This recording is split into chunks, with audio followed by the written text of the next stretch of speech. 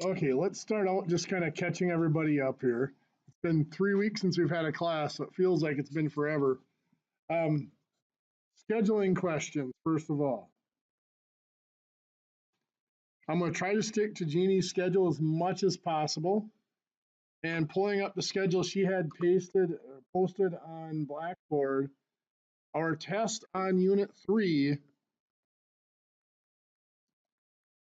is scheduled for the beginning of the hour on April 20th. So that's actually 2 weeks from today. We have today's lecture, then we have next week's lecture before that test. Now on April 20th, I have to stick to a pretty strict 9:30 start for lecturing. So this test is a little bit longer. So I'll be here at 8 o'clock in Rice Lake again. I'll make sure it's in New Richmond so that you guys can start. All right, I'll be here by 7:30 if you guys want to start before 8 o'clock. In New Richmond, you guys should be able to start by 7:30 as well if you would like to. So make sure you make plans for April 20th. If you can be early, be here for that test a little bit early, because at 9:30, in order to stick to our schedule, I do have to start lecturing on new material in order to get through what I need to. So then what that leaves us is we'll have, that lecture. We'll have April 27th as a lecture, May 3rd, and then I believe it's May 4th, sorry, and then May 11th will be our last test. Units 4 and 5 are going to get combined into one test, sticking with Jeannie's schedule. Another little note, looking through, there are several test scores that are a little bit lower than we'd like to see, and that's not surprising. So I'm going to make one little change to our grading format.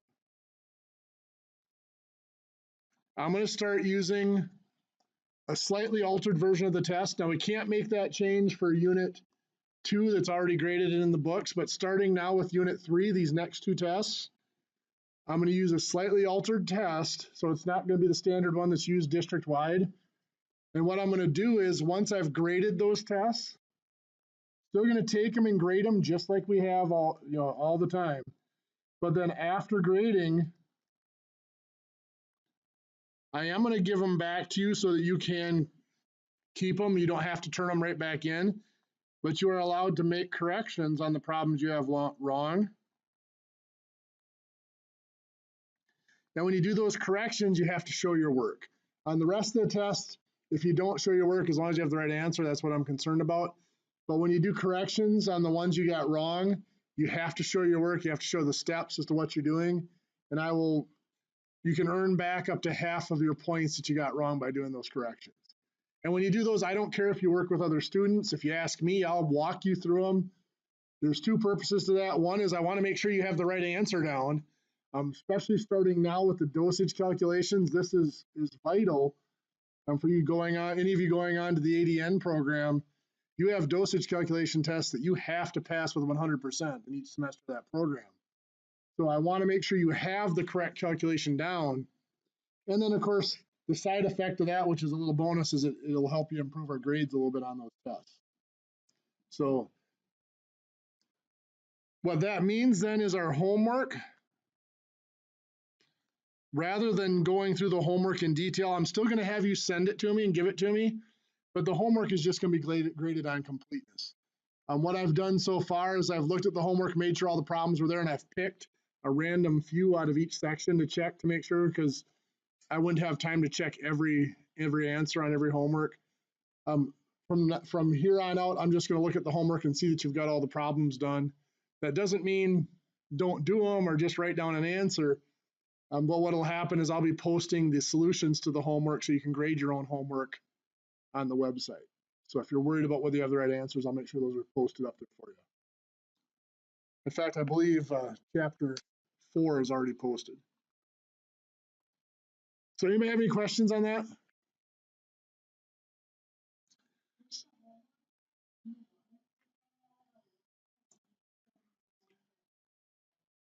Just show me the ones that showed you got the answers written down. And again, for the homework, if you want to send it to me every week, you're welcome to. But if you'd rather save it up and then send it to me after you take the next test so you have it, for that test, that's fine as well.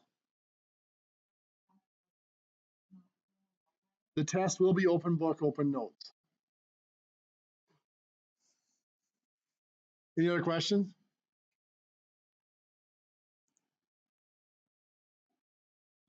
Okay. So back to our new material. We've talked about dilutions and concentrations and changing concentrations. So I want to do a couple of examples since it's been 3 weeks, just to make sure we're in the right mindset. In fact, I'm going to have you guys try a couple of examples. The first one is going to be a 20 milliliter sample of blood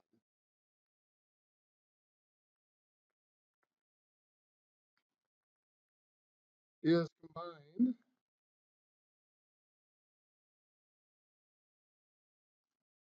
with 30 milliliters of sterile water, of saline.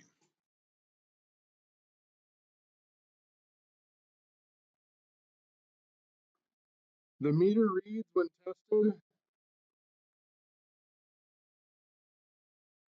410 milligrams per deciliter. Find the true level. I'm going to give you guys a minute or so to see what you guys can remember from that type of problem, and then we'll go over it. So some of you may not be done yet, but that's okay. Let's see if you're heading in the right direction. So the first thing we have to find here is the dilution that is created. And remember, the dilution is the serum, in this case the blood, to total solution. So the serum itself, the blood, is the 20 milliliters. The total solution is the 30 milliliters of saline plus the 20 milliliters of blood. So that's going to give us 20 over 50, which will reduce to a 2 in 5 dilution. Step 2 then is to find that true level, that true reading. And this is where we use our dilution, the 2 in 5, and then we just have to match up the numbers based on what size we expect them to be. The 410 milligrams per deciliter that we got for a reading here is smaller than the actual reading. If it weren't smaller than the actual reading, there's no reason to dilute the blood. So because it's diluted, that is smaller than the actual reading, so we put that with the smaller of the two numbers. And so to find the true reading, we cross multiply and divide. So 410 times 5 divided by 2 gives us 1,025 milligrams per deciliter. Any questions on that? Just to show of hands, how many of you got there? So how many would have made it there if we had given you more time? Okay. How many are pretty shaky on whether they can do that on their own? Okay, a couple of you? That's okay. So that is, I mean, it is kind of a tricky application. And they said there are two pieces involved here. One is to find that dilution. You have to be able to find that dilution, and then from the dilution, find the true reading. So let's go over that dilution a little bit more. So let's say in a dilution,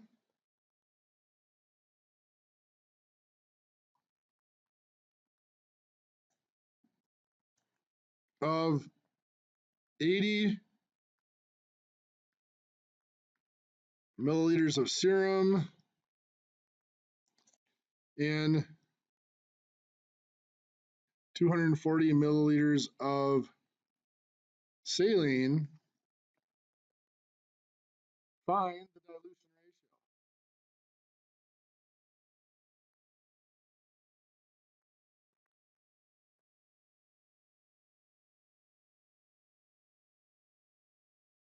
So the first part of working with a dilution is being able to create that dilution ratio. And remember, it is serum or concentrate to total solution.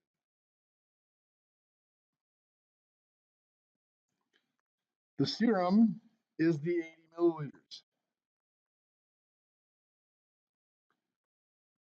The total solution is the 240 milliliters of saline and the 80 milliliters of serum. They get mixed together.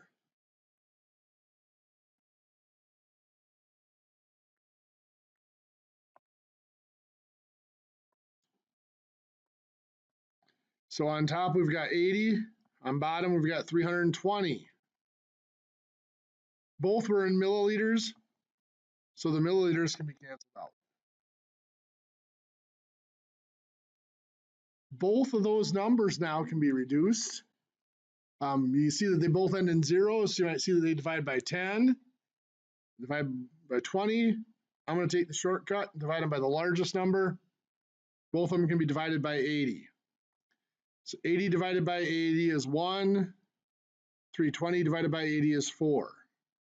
So that is a 1 in 4 dilution.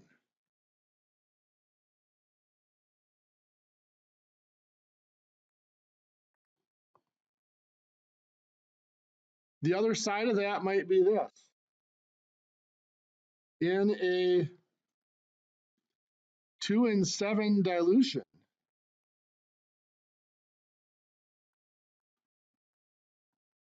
what is the ratio of serum to saline?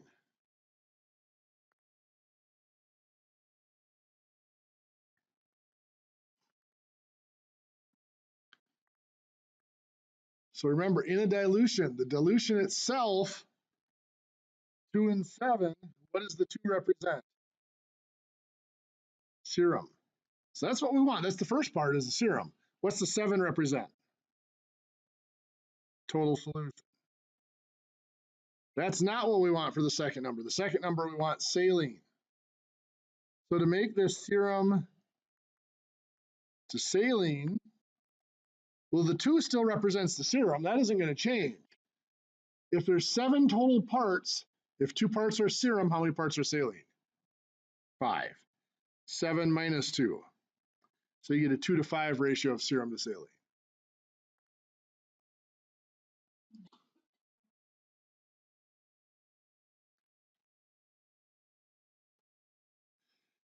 Okay, now the next piece I wanted to quickly review before we start more new material is changing a solution concentration.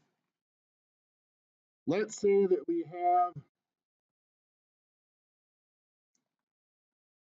30 milliliters of a 24% solution.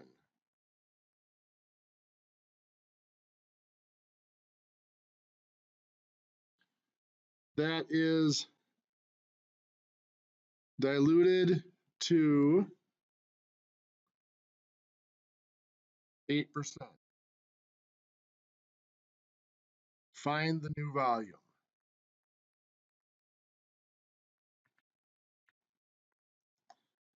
So remember this one, our change of concentration formula or concentration adjustment formula is C1, the concentration of the first solution, times the volume of the first solution, has to equal C2, the concentration of the second solution, times V2, the volume of that second solution. It does not matter which one we choose to be solution 1 or solution 2. I usually choose the one that we have both numbers for to go first, just because that's how my mind works. But it really doesn't matter. So for this one, we have the volume of 30 milliliters and a concentration of 24%. So 24 is C1. Now you can put it in as 0.24 if you wanted to change it to a decimal. It doesn't matter as long as both concentrations are expressed the same way. If I change this to 0.24, this one would have to be changed to a decimal as well. I'm going to leave it as just 24. 24 times that volume of 30 equals C2 is the 8%, times that volume 2, which is what we're looking for.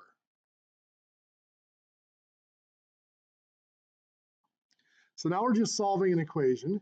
The first step in solving an equation is to combine whatever we can on either side.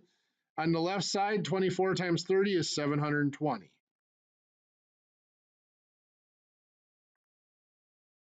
So now that we've combined everything we can combine, the variable is just on one side, so we can go ahead from there. Solving, we're going to divide by the 8 to get V2 by itself.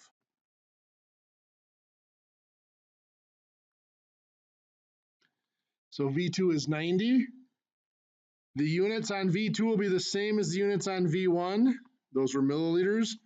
So V2 is 90 milliliters. That look familiar?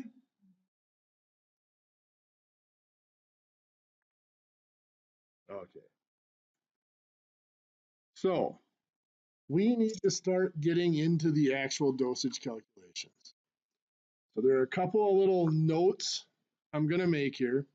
One is, I think I mentioned this last time, but it's been long enough that I'm not totally sure if I did or not, so I'm going to mention it again.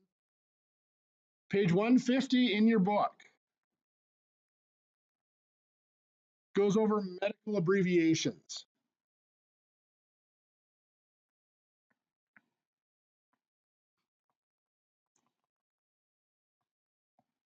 I will not be testing you on the abbreviations directly, but it is important that you're familiar with them. Because if you have a dosage, you know, a doctor's orders that is, 250 milligrams Q4H, I should put in there. That means every 4 hours. And you look at the bottle, and the bottle is recommending every 8 hours. You need to know that that dosage is different, and you need to be able to translate that to know that it's, whether it's going to be a safe dosage or not. So I'm just going to put that out there. That's something for you guys to look up. We're not going to go over those abbreviations in class because I'm not a medical expert. So I couldn't tell you what, I mean, some of them I could tell you Q6H being every 6 hours. It is, I couldn't tell you what the Q stands for, but obviously the 4H is 4 hours. So I don't know where they come from. So for me, going through them is no better than just having you read through them, be familiar with them. Like I said, I'm not going to test you on those, but there are going to be problems that you do where you're going to see those abbreviations and you have to be able to figure out what they mean. So make sure you've looked that over. Now the next thing, there's a couple of sections in the book. I believe it's 5.4 and 5.6. We're going to discuss some of the topics from that section. And there might even be pages that I put up here as suggested work.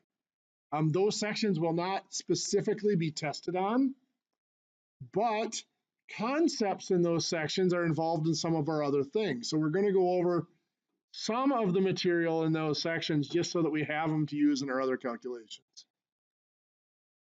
5.4 is constituting a solution. And all that really is following the directions on the vial. If it says add 4.6 milliliters of water to the vial to constitute the solution, you just add the 4.6 milliliters. The whole point of that section is what we discussed before, is some solutions are not additive. You might have 0.5 milliliters in the vial and you might add 4.6 milliliters of saline to it and not have 5.1 total milliliters. It may only be 5 total milliliters. And that's all that section really deals with. 5.6 is titrations, which we'll talk about a little bit as we do our dosage calculations, especially the ones based on weight. Titration is just a way of adjusting time frames and minimums and maximums and stuff like that. So let's actually look at dosage calculations.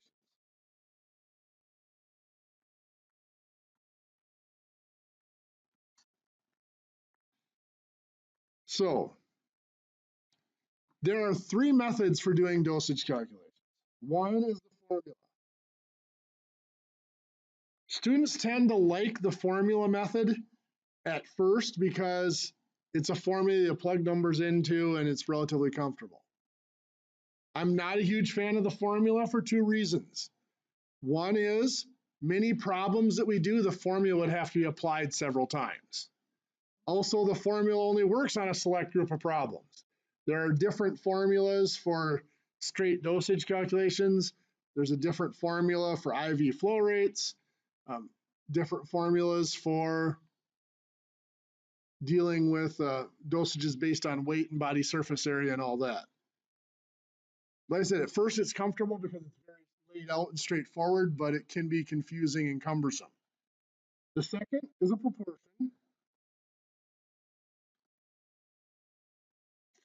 A proportion is nice because you really don't have to memorize much.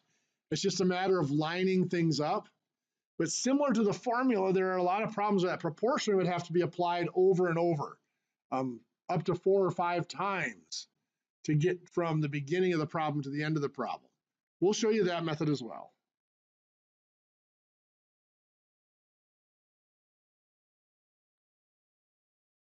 And then my favorite method is dimensional analysis. Dimensional analysis, similar to the proportion method, you really don't have to memorize anything. You just have to match things up. And the big strength of dimensional analysis is you can use it to go through several steps all at the same time. You know, we did conversions of rates and stuff in that last unit where, you know, we might have gallons per minute and we have to change it to liters per hour or something like that. Changing more than one unit, we can do it all in one big long thing instead of having to break it down to several steps. I'm going to show you all 3 of these methods, and then once we've had some time to work with them, I'm going to settle into using just one method. Kind of depends on the class. If you guys have strong feelings about one of the other 2 methods, we can work with that. Otherwise, I usually do settle in on using dimensional analysis. But let's take a look at those other methods just so you've seen them. So the dosage calculation formula looks like this. D over H times V equals A.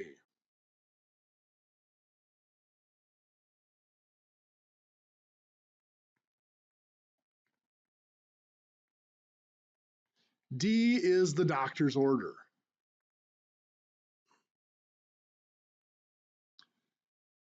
Whatever the doctor has written down is prescribed for that patient. H is called the on-hand dose. This is basically from the bottle that you're getting the medication out of, and it has to have the same units as the doctor's order.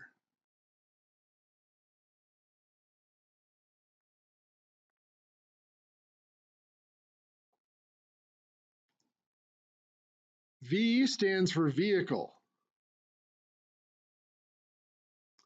Just like your vehicle gets you to school, gets you to work, the vehicle is in charge of transporting. It's what carries the on-hand dose to the patient.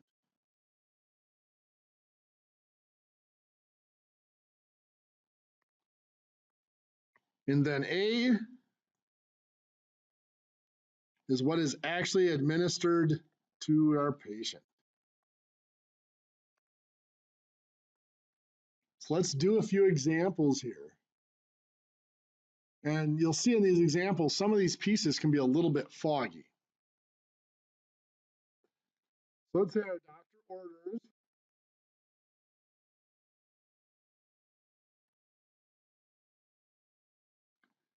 $750 milligrams of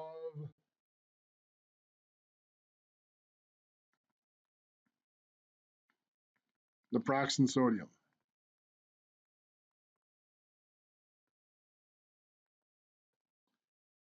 Actually, I'm not going to say bottle, I'm going to say on the label.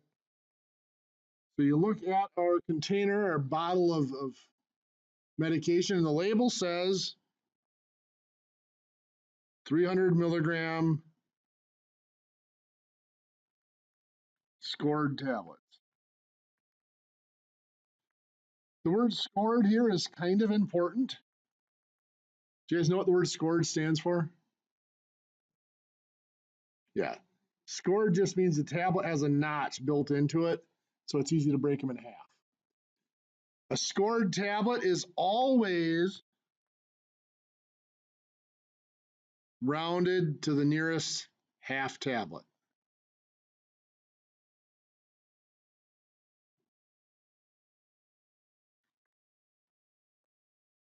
So for this problem, what is the doctor's order? What goes in for D? 750, and I'm going to take the units with it, milligrams. H, the on-hand dose, is kind of confusing if you just look for it, but it's easy to find if you remember the units have to be the same as the doctor's order. So the only thing we have with that same unit is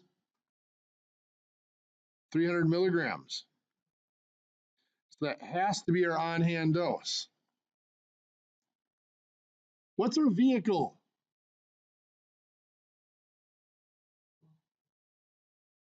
Yeah, what carries the 300 milligrams to the patient is a tablet. One tablet carries 300 milligrams to the patient.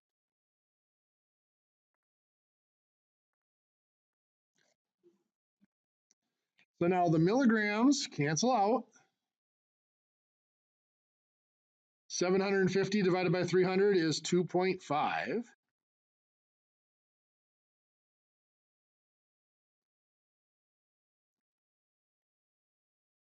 2.5 times one tablet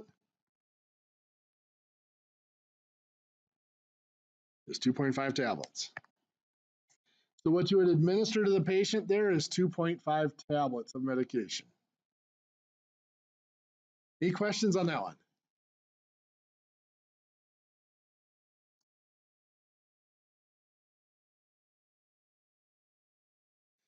Okay, a little bit different. Let's say we have a doctor that orders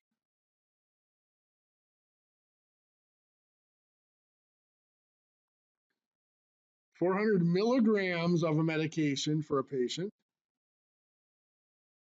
and our label states that this is constituted as 25 milligrams in 4 milliliters.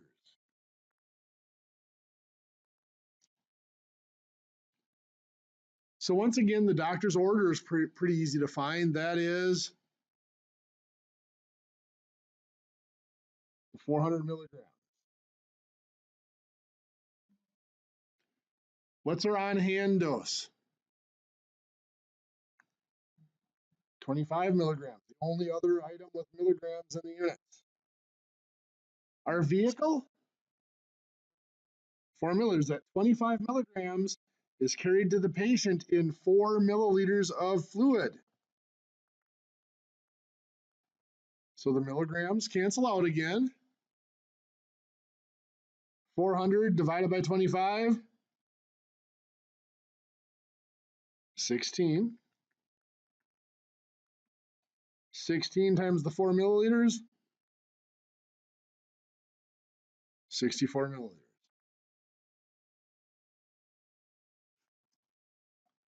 So now you can see that is relatively straightforward. A little bit difficult to pick out pieces, and we'll see some problems coming up where you'd have to use several steps on that. The proportion method.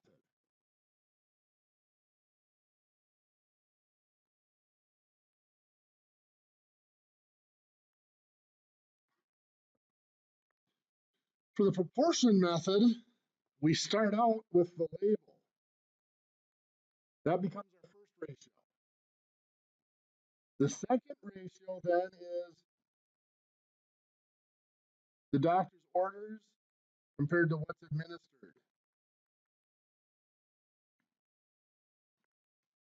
Let me show you what I mean.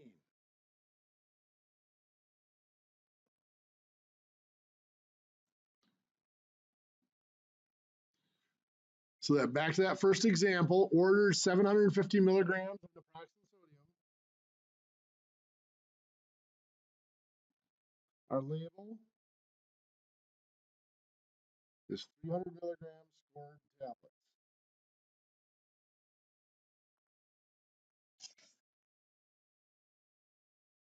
So our first proportion is our label. The label is your on-hand dose in your vehicle. 300 milligrams in one tablet, 300 milligrams per one tablet, if you want to think of it that way. On the other side, the doctor's orders is 750 milligrams, and there's only one place that can go. Because in a proportion, the units have to match up. So if we have milligrams here, this has to be milligrams, which tells us the 750 has to go there on top. If this is tablets, this has to be tablets here.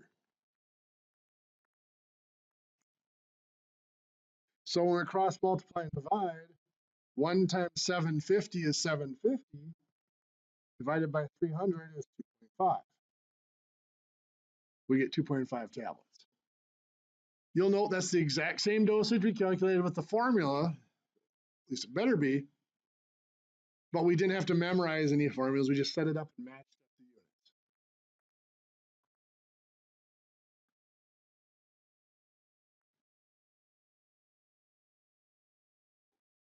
So that second example, ordered 400 milligrams, the label, 25 milligrams and 4 milliliters. So again, we start with the label. 25 milligrams and 4 milliliters. What that tells us right off is this has to be milligrams, this has to be milliliters. So where's the doctor's order going to go, top or bottom? Top, because it's milligrams. Cross multiply and divide. 4 times 400 is 1600, divided by 25 is 64. So 64 milliliters. So you can see we get the same answers. I think the proportion is less confusing than the formula. Next is dimensional analysis. We talked a lot about dimensional analysis. It was in the last unit as far as doing our measurement conversions. We talked about it a little bit about using dimensional analysis for regular calculations. We looked at dimensional analysis.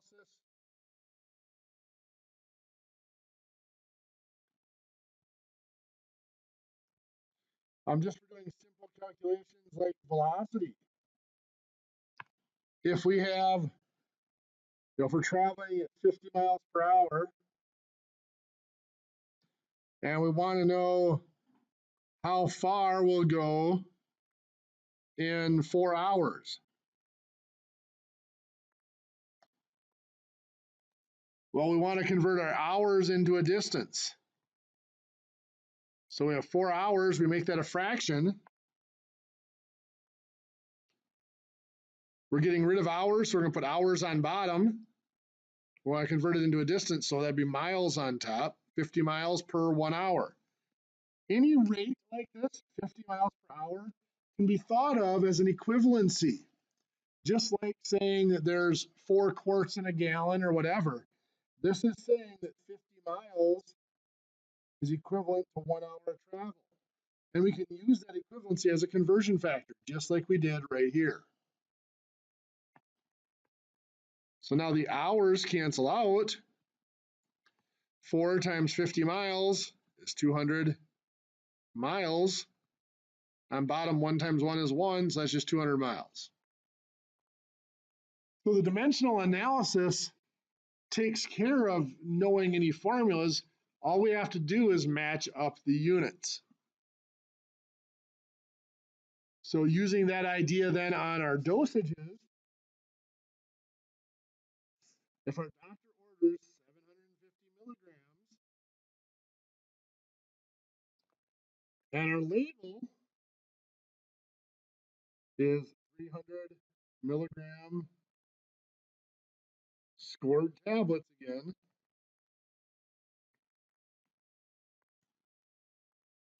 We start with the doctor's orders and we convert it into what we have to administer. So here the doctor's order is 750 milligrams. Put it over 1. We need to get rid of the milligrams, so milligrams go on bottom. 300 milligrams in 1 tablet. Milligrams cancel out. We have 750 times 1 tablet on top, that's 750 tablets. 1 times 300 on bottom, which is just 300. We divide that out. 750 divided by 300 is 2.5 tablets. Now I want to take a moment here to compare this to our dosage calculation formula. To our formula, we would have the doctor's orders of 750 milligrams over the on-hand dose, 300 milligrams, times our vehicle of 1 tablet. If I put that 1 tablet over 1 to make it a fraction, you can see the similarity here. The only difference is I put the 300 milligrams, the on-hand dose, over with the 1 tablet. It makes more sense for those two to go together because they're off the label. That's all information on the label. That's an equivalency. So really the dosage calculation formula is just taking dimensional analysis and rearranging it to make it into a more defined formula. But it is actually the same calculation. Let's look at our second example. So let's say our second example here, we had the order for 400 milligrams and our label 25 milligrams in 4 milliliters. So again, we start with the doctor's orders, 400 milligrams. We put that over 1. Now what we're going to multiply by is a conversion factor. We're getting rid of milligrams, so milligrams have to go on bottom. We have 25 milligrams in 4 milliliters. Milligrams cancel out. 400 times 4 milliliters is 1,600 milliliters.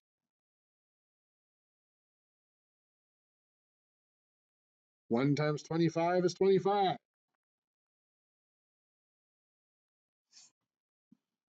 And then we divide that out. 1,600 milliliters divided by 25 is 64 milliliters.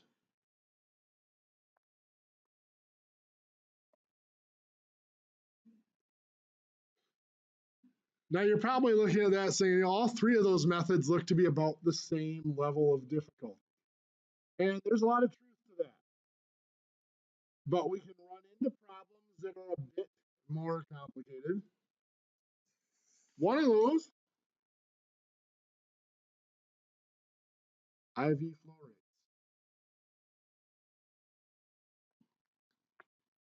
Now, if we were using the dosage calculation formula and then trying to do IV flow rates, there is a totally separate formula for IV flow rates. IV flow rates can be given in one of 3 formats. It can be milliliters per hour,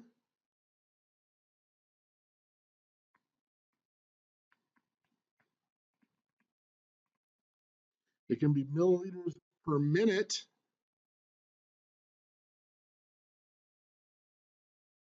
or GTT is one of our medical abbreviations, drops. It can be drops per minute. Which one you want to use all depends on the equipment you are using.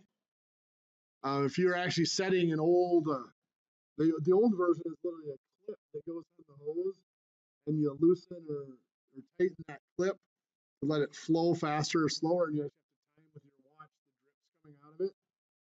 Obviously, there you want it as drops per minute. There's a lot of electronic infusers out there now, and different electronic infusers have different settings. Many of those can be set as drops per minute. Most of them can be set as milliliters per minute, and some of them can even be set as milliliters per hour and do the conversion themselves. But you need to be able to find your flow rates in all three formats, depending on what equipment you end up working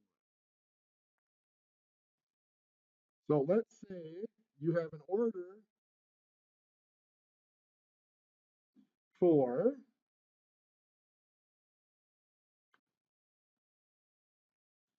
2,000 milligrams of medication to be administered over 4 hours.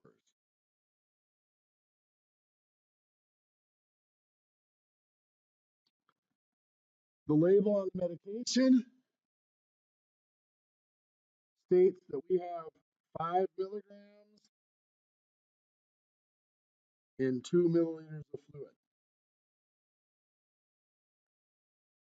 Now, if you recall, back from our concentrations, or medical concentrations, when you have a concentration, a weight in volume concentration, which is what this is a 5 milligrams of weight in a 2 milliliter volume concentration. Remember, the standard is actually grams per milliliter. Up to a gram in a milliliter is a relatively common concentration. 5 milligrams in 2 milliliters is very, very weak concentration. It's done that way in an IV, though, because many times your goal is to also get fluids into the patient. So let's first find this in milliliters per hour. Well, we start with the doctor's orders, 200 or 2,000 milligrams for 4 hours. Whenever you see something like this, you have to think that rate.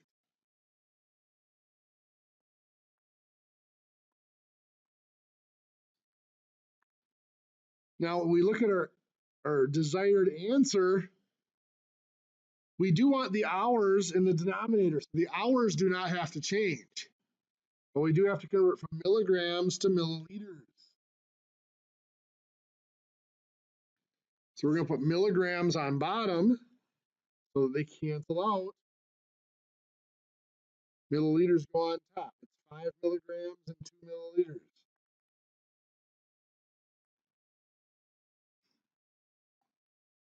So now the milligrams are gone. On top, we've got 2,000 times 2 milliliters. That's 4,000 milliliters. On bottom, we've got 4 hours times 5. That's 20 hours. And we need to divide this out. 4,000 divided by 20 is 200 milliliters per hour. Remember, rates are usually expressed as a unit rate. So we divide by whatever number is in the denominator, the 200.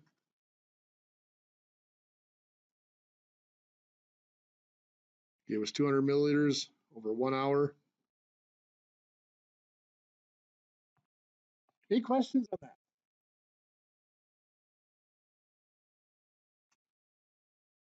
What if I wanted to express that same dosage in milliliters per minute? Now I could start with that 200 milliliters per hour, but normally if we were going to milliliters per minute, we'd be starting from scratch. Let's do that. I'm going to start right from the beginning. Our 2,000 milligrams over 4 hours.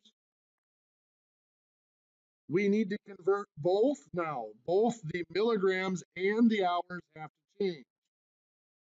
It really does not matter which one we change, but it's nice to get in the habit of doing a consistent thing. I'm in the habit of if the time has to change, I do the time first. So I have to change the hours. Now, where do I have to put hours in my conversion factor here to cancel them out? Top or bottom? Top. Very good. Because they were already on bottom here, I have to put them in top to cancel them out. And I want to go from hours to minutes. So 1 hour is 60 minutes. So the hours have now canceled out. I have minutes in my denominator, which is what I want. I still have milligrams in the numerator, and I have to get rid of that. So milligrams are on top. I put them on bottom to get rid of them, just like I did right here.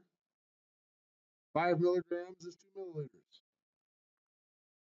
So now my milligrams is gone. I have milliliters in my numerator, which is what I want, and minutes in my denominator, which is what I want. So the units are where I want them. Now I just multiply out the numbers.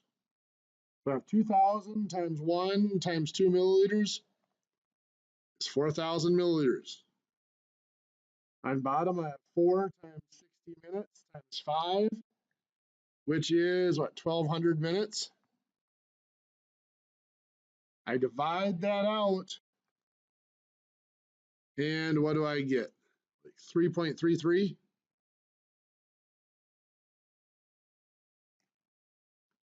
Milliliters per minute.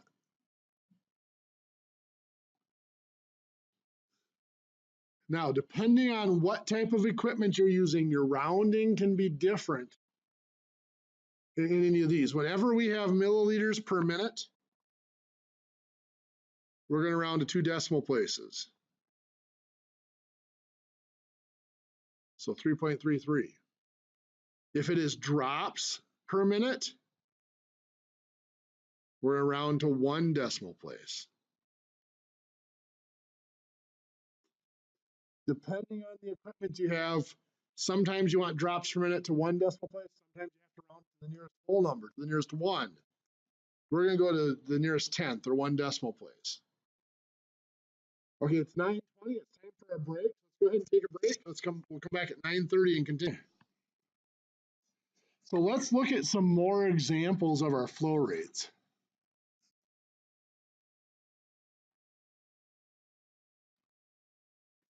So let's say we have a doctor that orders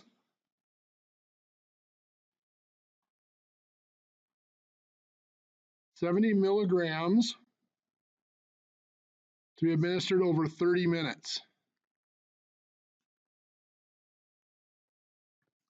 We have a label that states, oops, back here,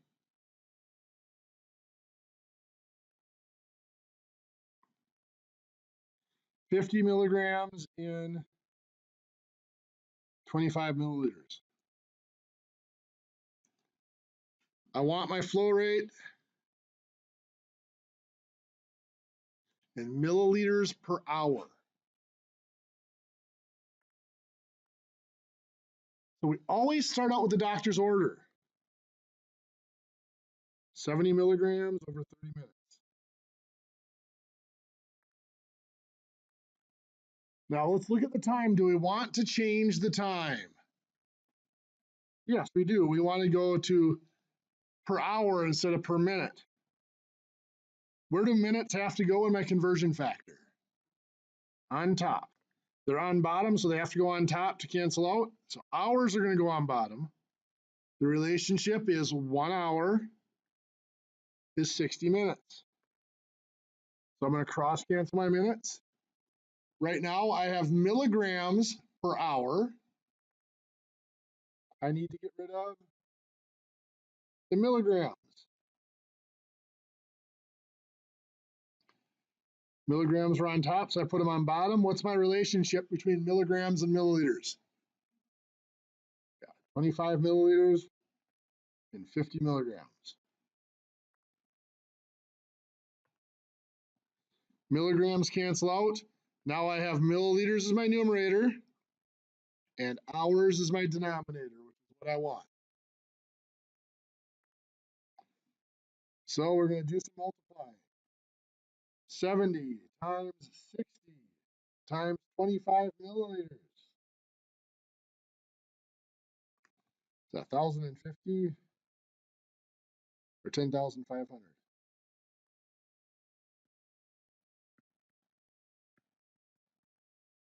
10,000. Ooh, 105,000. Need an extra zero, don't I? 105,000? Thank you. 30 times 1 hour times 50 is 1,500 hours. So now we have to divide that out. Divide by the 1,500. So 105,000 divided by 1,500 is 70. 70 milliliters per hour.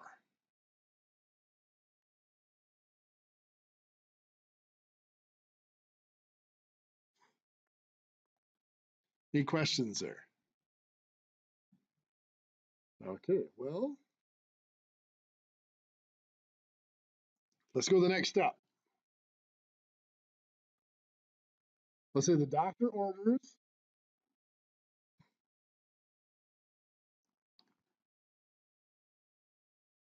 4,000 milligrams to be administered over 8 hours.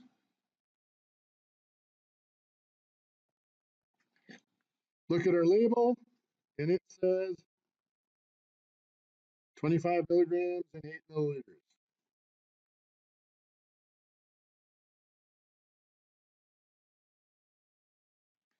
We want our flow rate in milliliters per minute.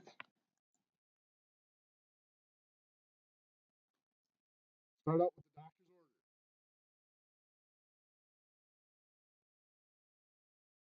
order. 4,000 milligrams over 8 hours.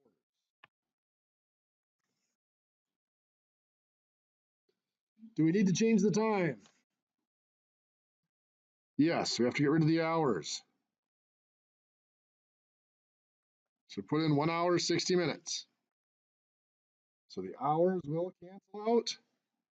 We now have minutes in our denominator, which is what we want to have. Is our numerator correct?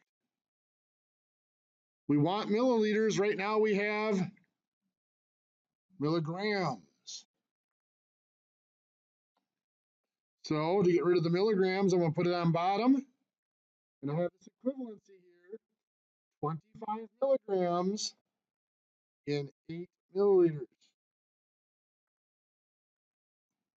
The milligrams cancel out. Now I have milliliters in my numerator, which is what I want. So let's multiply everything out. 4,000 times 1 times 8 milliliters is 32,000 milliliters. 8 times 60 times 25 is 12,000 minutes. So again, we divide out the 12,000.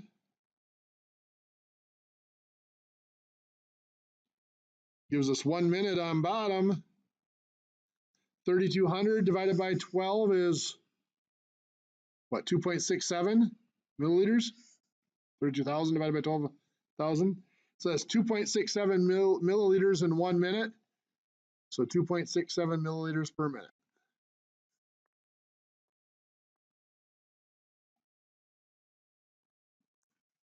Okay, our next step is to add in a drop factor.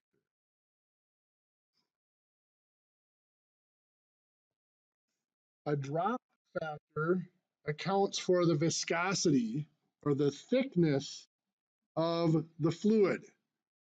Water has a drop, what is it, 12 drops per milliliter, I believe, for water. It's 12 or 15, I don't remember now off the top of my head. But your drop factor, depending on the thickness, the thicker a liquid is, the fewer drops it takes to make 1 milliliter of fluid. The thicker liquid will have a bigger drop. A thinner liquid will have a smaller drop. So all the drop factor is telling us how many drops of that fluid it takes to have 1 milliliter of fluid. It might be listed as like that, 15 drops per milliliter. That means 15 drops is equivalent to 1 milliliter.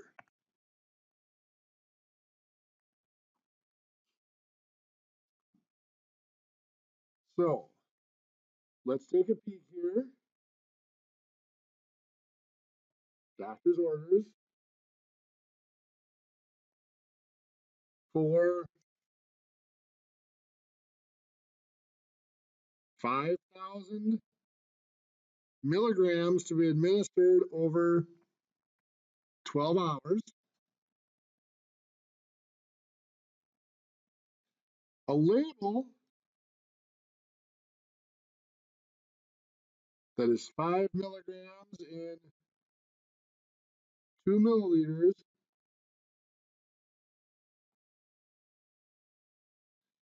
and a drop factor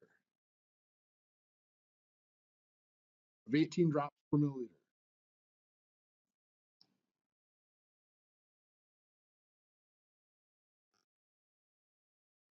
We want our answer in drops per minute.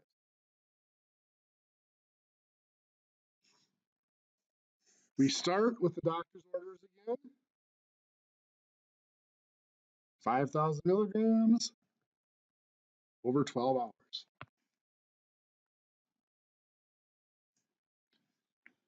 Do we need to change the time? Yes, we do. Hours on top, minutes on bottom, 1 hour is 60 minutes.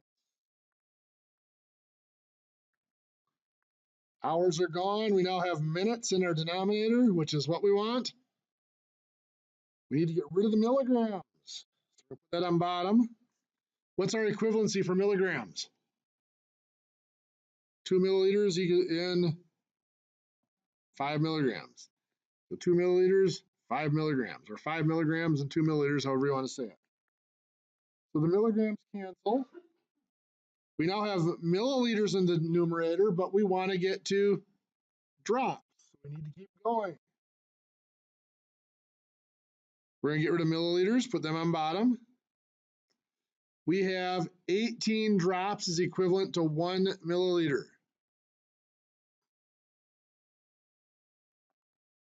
So the milliliters now cancel out. We do have drops in the numerator and minutes in the denominator, which is what we want. So let's multiply.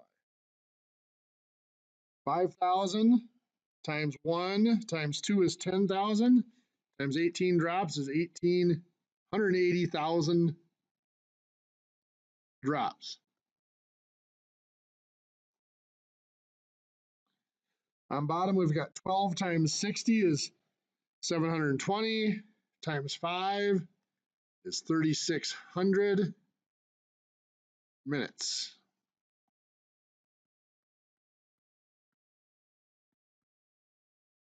So we're going to do the 180,000 divided by 3,600.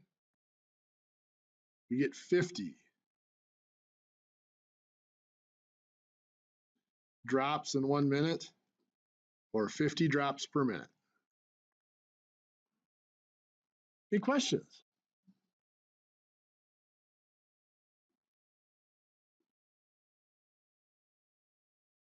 Time for you guys to try a couple.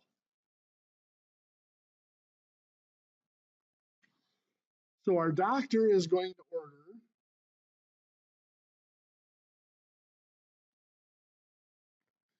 2,500 milligrams over 4 hours.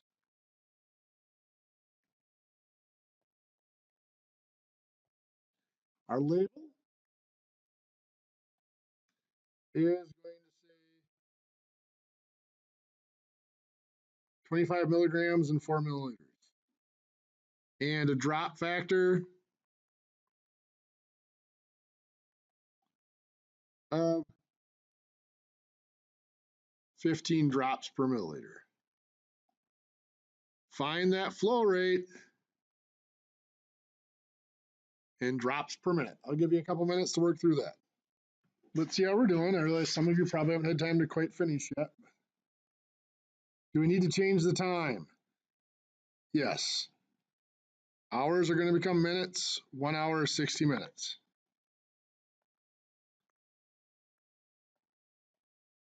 What do we use to get rid of milligrams? Yes, 4 milliliters over 25 milligrams. To get rid of our milliliters, what do we use? 15 drops in 1 milliliter. Now we have the correct units. We have drops in the numerator, minutes in the denominator. So we'll multiply out. 2,000 times 1 times 4, or sorry, 2,500 times 1 times 4 is 10,000 times 15 is 150,000 drops. 4 times 60 times 25 is what? 6,000 minutes. We divide that out, is that 25? So 25 drops in 1 minute or 25 drops per minute? Any questions? Let's have you try one more. So let's say the doctor orders 400 milligrams over 40 minutes.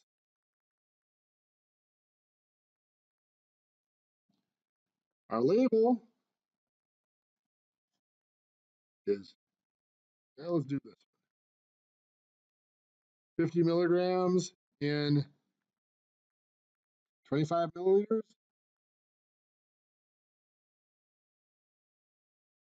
The drop factor, 12 drops per milliliter. I want my flow rate and drops per minute. I'll give you a couple minutes. So we will start out with our doctor's order. 400 milligrams, bless you, for 40 minutes. Do we need to change the time? No, we do not. We're in minutes and we want to keep it in minutes. So get rid of the milligrams. What do we use? 25 milliliters with 50 milligrams. Perfect. And then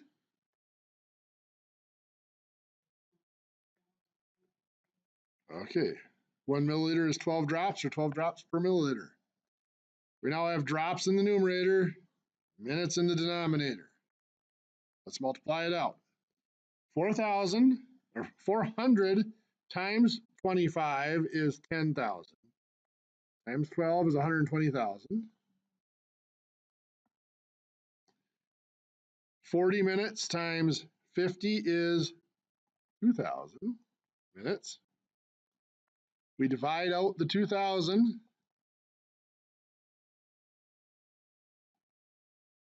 We get 60 drops over 1 minute. So 60 drops per minute. Any questions there? Okay. Well, we can throw in then the next factor is dosages based on weight.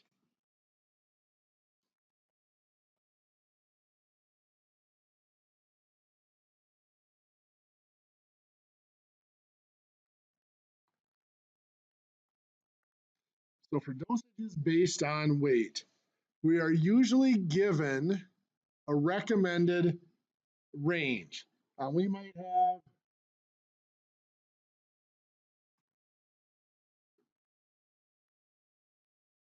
something like this, 8 milligrams to 10 milligrams per kilogram per 8 hours.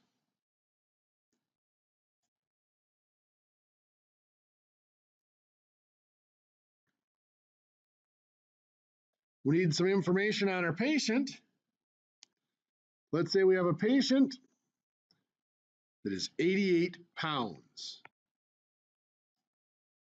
Now, the first thing we'll notice is this is kilograms. That kilograms is representing the weight or mass of the patient. So to work with this, we need to get our patient's weight converted to kilograms. The conversion, we could do this conversion here of 2.2 pounds is equal to 1 kilogram. But when we do that, what are we essentially doing to our 88 pounds? We're just dividing by 2.2, aren't we? So rather than going through that full conversion like that every time, we can just take our weight in pounds divided by 2.2 to get the kilograms, 40 kilograms.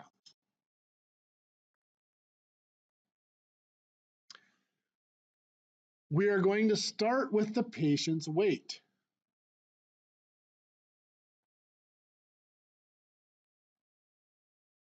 So 40 kilograms is where this starts.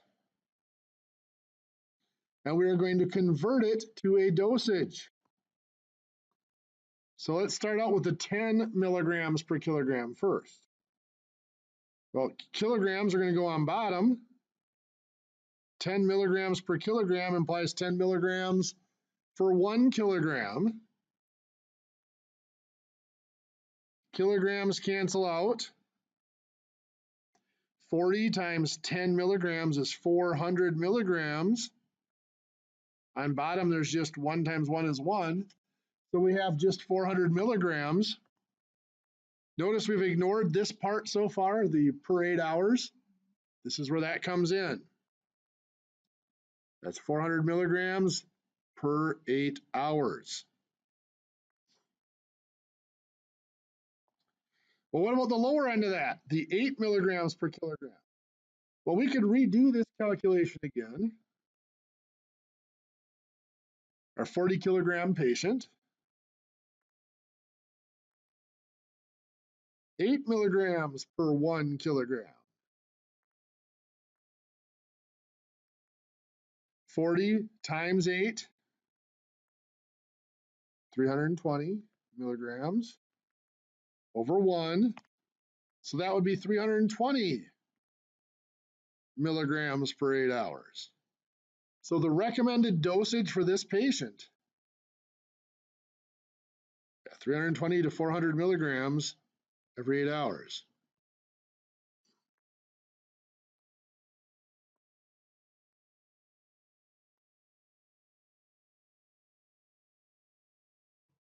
Now, we redid the calculation here to get that second number.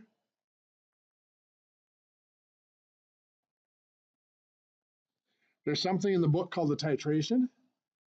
This is one of the sections I mentioned that we're not going to be tested on, but I want to bring it up because it makes something like this a little simpler. We found that max dosage of 400 milligrams. Notice I'm taking the time out of this again.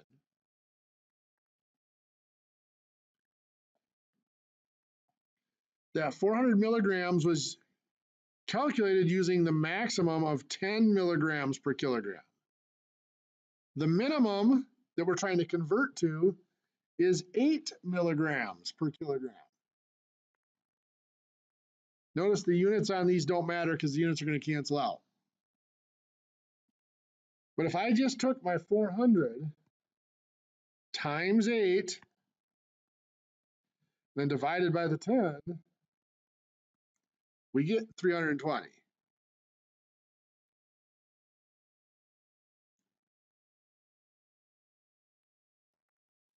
Now in this problem, it wasn't that difficult to recalculate everything for the minimum and for the maximum separately. But there are other problems that might be a little bit longer than that. You guys need me to wait a second to get it written down? Got her? Okay. So let's say our doctor orders, that's not orders. Let's say our label recommends 1.8 to 2 milligrams per kilogram per 6 hours. Our label also states that this is 5 milligrams in 4 milliliters of fluid.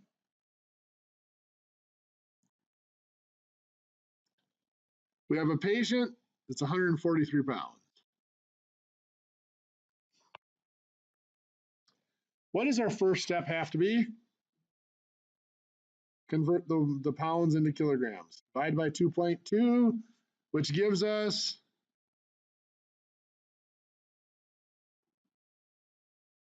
that 65? Perfect. So we're going to start our calculation with 65 kilograms.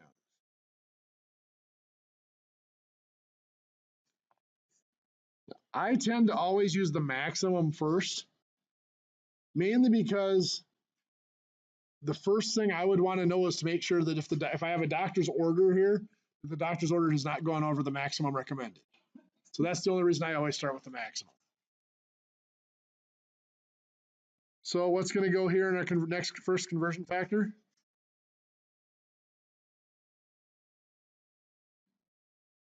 Two milligrams per 1 kilogram. So we've converted the kilograms into milligrams. We have this additional piece here of 5 milligrams in 4 milliliters. We'll make that conversion as well. Milligrams are gone. We multiply this out here. 65 times 2 is 130. Times 4 is 520 milliliters. Over 1 times 1 times 5 is 5. Does that divide out to be 104 milliliters?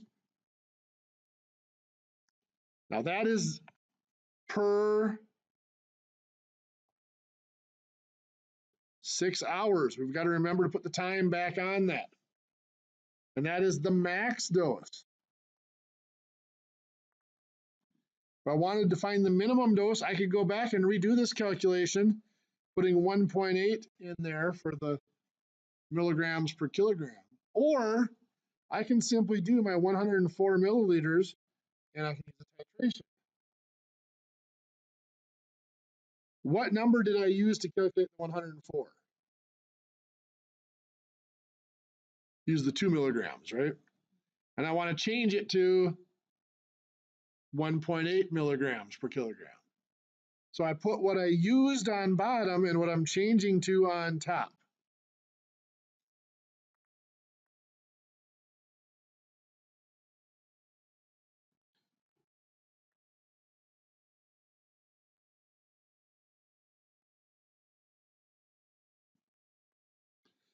So 104 times 1.8 divided by 2.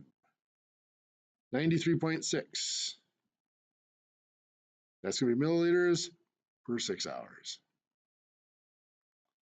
So our safe dose, perfect. 93.6 to 104 milliliters every 6 hours.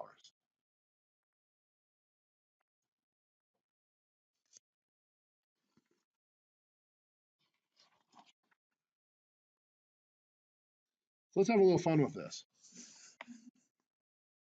Most of my students, you guys have only had me for a few weeks now, but most of my students get a little nervous when I say that. So let's say we have a doctor who has ordered 40 milliliters Q6H. What's Q6H stand for? Every 6 hours. We have a patient who's 77 pounds, and we look at the label. The label says 6 to 8 milligrams per kilogram per 8 hours. Concentrated 25 milligrams and 4 milliliters. What is our first step? Change the weight to kilograms. What's that give us? 35 kilograms. Good. So we start out with our 35 kilograms.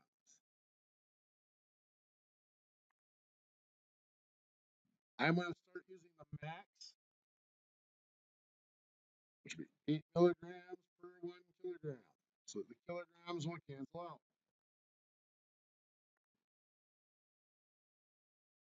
What's next?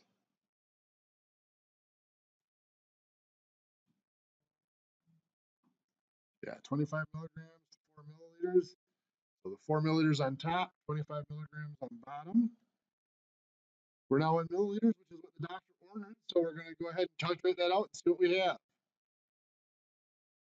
35 times 8 times 4. It's been a long week. I actually use a calculator on that one. 1120, thank you.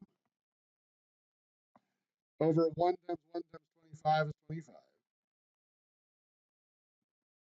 So we divide that out to get 44.8 milliliters. That is the max, and it's every 8 hours. Do we see an issue here?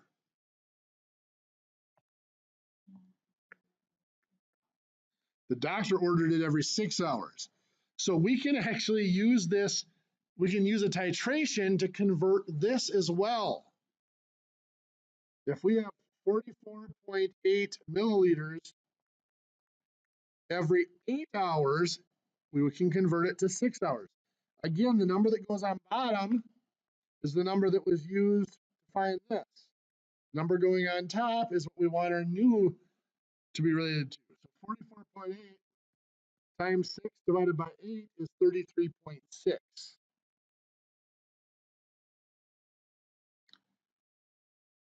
So that converts the 44.8 milliliters per 8 hours to 33.6 milliliters every 6 hours.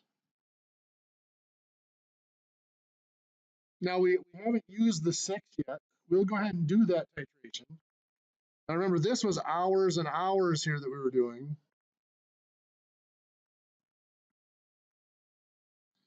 The 33.6 milliliters, it's going to be 6 again, but it's milligrams and milligrams. We used 8 milligrams, we're going to convert it to 6 milligrams. It's 25.2. Every 6 hours.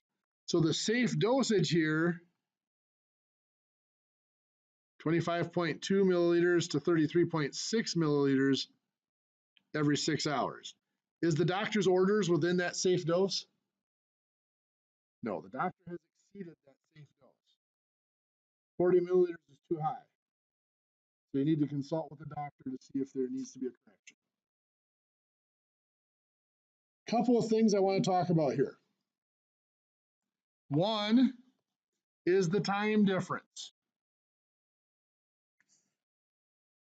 This is recommended to be administered every 8 hours. Would there be a problem administering it every 6 hours if the dosage were correct? If that were 30 milliliters every 6 hours, that would be within the dosage. Would there be any issues with that? No. Generally, administering a medication in a smaller dose and doing it more often is not a problem. Going the other way could be a problem depending on absorption rates of the medication. Some medications are recommended to be given every 4 hours. Well, if you just double the dose and administer it every 8 hours, that's the same amount of medication over a day. But if it has a rapid absorption rate, doing that double dose every longer period of time might get too much medication into the patient's system. So that can be an issue too.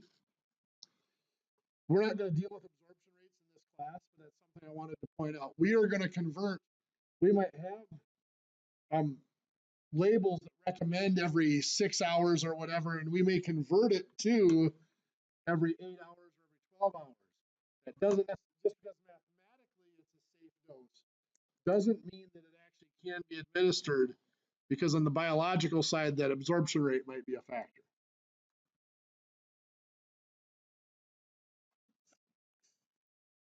Let's look at another example. In fact, let me have you guys try one. Our order, 5 milliliters. Can't remember, it's Q2D. We're just going to say twice daily. 2 times daily. For a patient, it's 88 pounds. Our label, 250 to micrograms per kilogram per hour. Our concentration is 5 milligrams in 2 milliliters. Is that a safe dose? Okay, let's take a look. So our first step, we want to convert the weight to kilograms. 88 divided by 2.2 is 40. So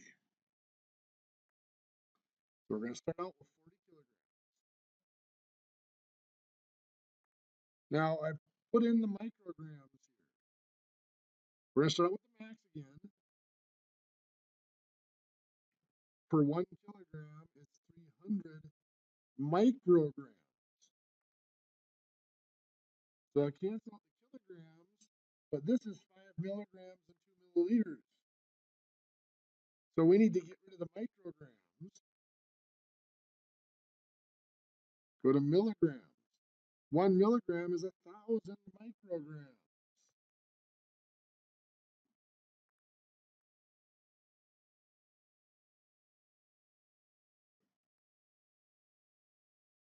Now we want to go from milligrams to milliliters. Milligrams are going to go on bottom, 5 milligrams in 2 milliliters. So now we are in milliliters, which will match up with the doctor's order.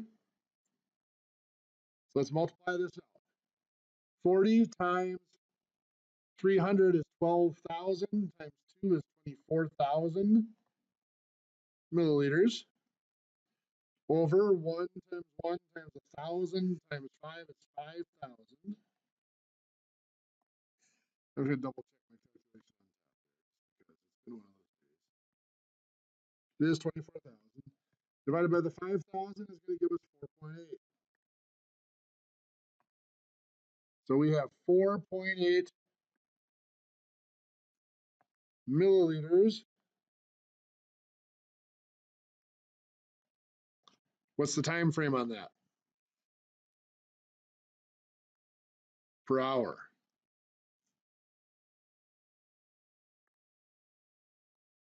Doctor's orders is 2 times daily, which would be for 12 hours, right? So we should adjust that 4.8 milliliters. We used 1 hour. We want to change it to 12 hours. 57.6 milliliters every 12 hours.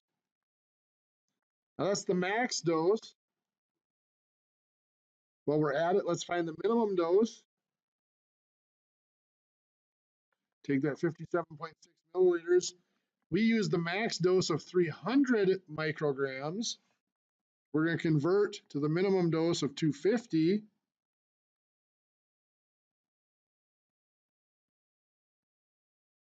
Which gives us 48 milliliters in 12 hours. So the safe dose, recommended dose, is 48 to 57.6 milliliters over a 12-hour period. So the 5 milliliters isn't going to kill anybody, but you may want to check with the doctor. See if they either messed up the dosage or the time frame. Any questions? Okay, we will do more of these next week. For right now, pages for you guys to look at. Page 153 and 154 in your book. 1 through 15 is just going through those abbreviations. Again, you won't be tested on the abbreviations themselves, but they do pop up as you saw in these problems today. So you need to be able to at least look up very quickly to see what they mean, so that you know what they mean as you're doing your calculation.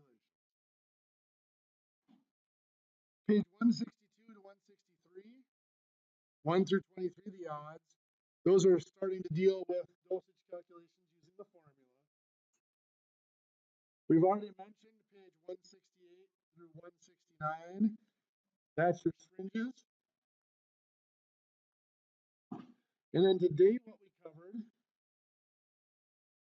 covered, new material, page 172 to 173, that is that section on constituting solutions that will not be tested on, but you may want to take a look at some of those problems just to make sure you're familiar with them. We have page 178 through 179, 1 through 21, the odds, that's the IV flow rates. Page 184 is on titrations. I'm not even going to write that one. Well, I'll write it down. That again is not tested. We did not by any means cover everything on titrations today. We just used the titrations for dealing with minimum and max dosages. For now, that'll be enough. We'll come back next time. We will talk more about dosages based on weight. We will look at IV flow rates based on weight, and we will look at dosages based on body surface area. The network will stay up for another 30, actually about almost 40 minutes. If anybody wants to stick around and has any questions on stuff, I will be in here. I might have some other students coming in for questions as well, since this is my office hour, but the network does get priority. So.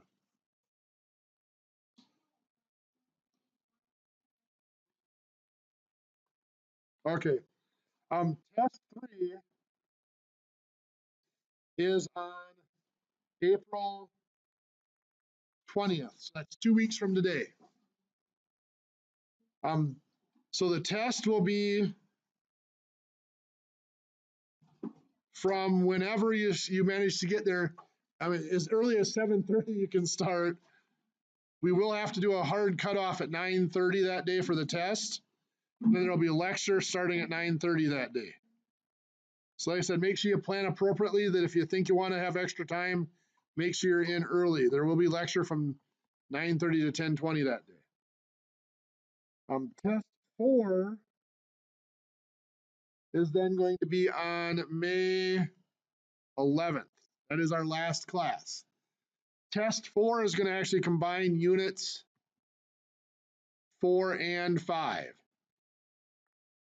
Unit 4 is graphing. Unit 5 is basic statistics.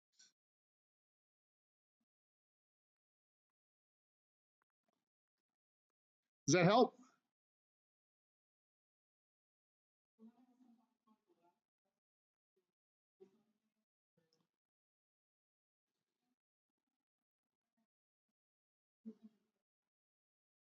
Is that what Jeannie had arranged with you guys?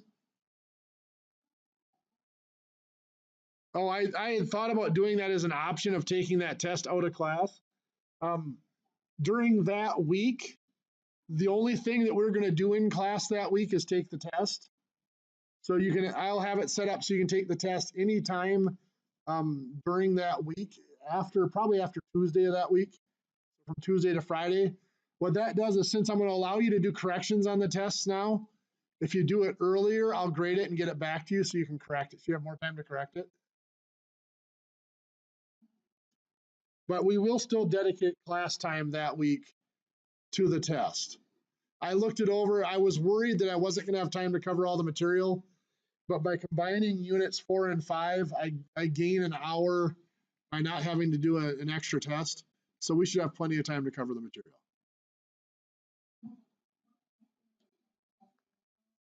Test 3 is going to be on chapters 4 and 5, I believe.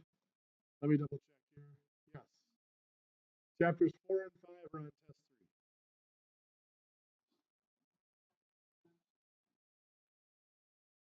3. That is on chapters 6 and 9.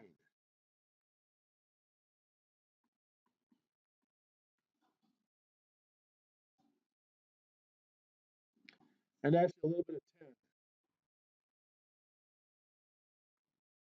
Hey, Robin, I'll be with you in a minute. I'll be right back.